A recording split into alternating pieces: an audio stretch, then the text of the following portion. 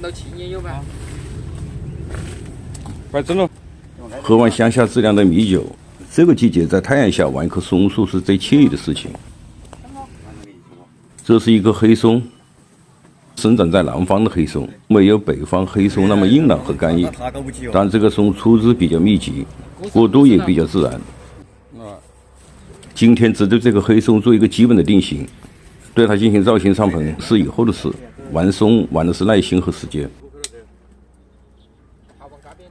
这个黑松是自然成型的双斜杆，总体的树势基本形成，方向朝右。对它的定型顺势而为进行调整。先把这个杆的直角改变一下，这种几乎呈90度的结节弯在盆景造型中是一忌。以后成型再好，多一个这样的角就是一个败相。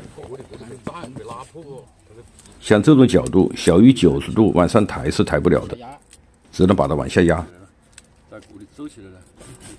从这个内弯开锯把它往下掉。松树开口拿弯有区别于杂木，像这种老干的松树不能锯得太深，要把它的皮层留宽一点，这样在吊拿过程中就不会爆裂。大概就是树的粗度1/2就可以。这个锯口的宽度要与下吊角度吻合。先上下左右来回摇动一下，要把这个后端的皮层拉松。锯口拉弯一般选择在皮层最短的一侧进行，皮层长的一侧韧性强一点，这样在操作中就会减小皮层爆裂的可能性。把它固定好。吊拿改变角度以后，干呈下行的趋势，要把这个前端的头抬起来。松树怎么封口，就用这种半干的防泥是最好的。用胶带把伤口扎紧，防止雨水进入。先把前端的枝干吊拿起来，再进行攀扎。先吊拿后攀扎，这样更有利于定型。藏好布条，再扎理线。这里打个结的，过年个电视个扭不动，你信吗？扭了，两个我漏水的哪个都扭了，扭不动。抓紧，把它沉下去，手抓到锅里。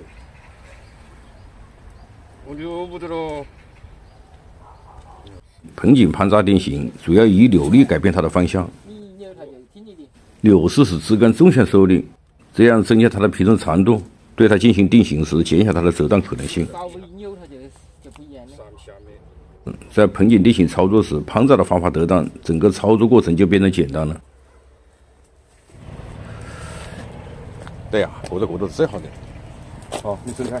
伸不开。还是没均过来，没均，还是要均。过来。那是少的。是的。那是少的。你要还要加一根的时候，还差一根。不行，对这个松树副干的定型是参照主干进行的。主干有几分自然天成，把两个干的顶调整一致，形成呼应，整个树势就出来了。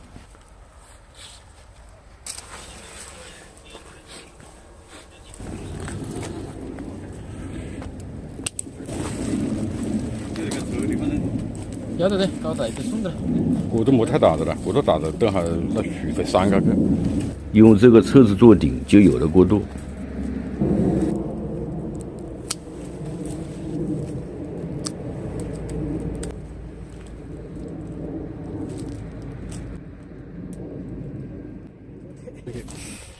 进去了，过了等下再做顶，要吧？顶吧。进去了。这个副干的顶也用侧子做取代。均啊，往下压，对，那里刚好。压到过头是最好的。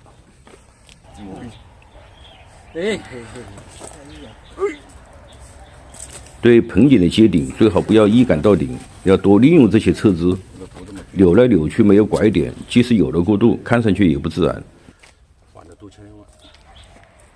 把这两个杆再做进一步调整。使整体上看上去更加协调。我来带。好，其他枝的流向也要与杆的行走方向一致，枝干方向一致才有和谐的整体，形成具有动感的树势。这也是今天对这个松树定型的目标。杆定型好，按照以后造型的要求，把枝条缩减。